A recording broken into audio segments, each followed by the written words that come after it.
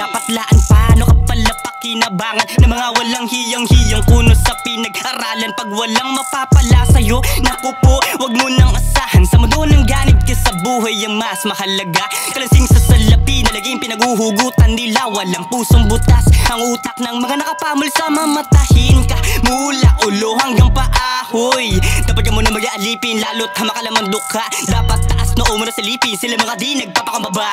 Bukod dun sisihin mo na rin ang sarili mo kapag kami mali ka nagawa. Handa na tayong sa marinibog, hindi maganda mapapapu. Tangina sa kinitang di mo makita, katawan halos lumutang na nga at magkanda kub. Baon sa utang saku, hatol na kuha mo ba? Dugot pawis laman dyan sa loob niya, may utang ka pa. Habang trabaho'y lubos, mulang pinagbubuti nangangalos. Una katawa na talos, mamulubi ayun si boss. Talagang posturang panayang papogi pag kinapos. Puhunan damay ka sa pagkalugi dito sa Pilipinas. Pinipilas po ang bawat singko na kinikita, hinihita ng kapwa ko Pilipino. Sila-silang kupal na mga walang sinisino. Sa larong patas kapalit ay maliit na benepisyo. Ubus na oras sa kakatrabaho, maliit ang kita sa mapang maliit na amo. Guntong hiningan na lang ang maghapon mong pagod. Pagbabali-babase nila kung gano kakagaling humagod. May potential ka daw, ganyan sila mang amo. Matapos pa kinabangan lang yung bigay magkano. Para sa'yo bukas pinto nilang nakasarado. Bilang kontrata kaya labas mo'y arkilado.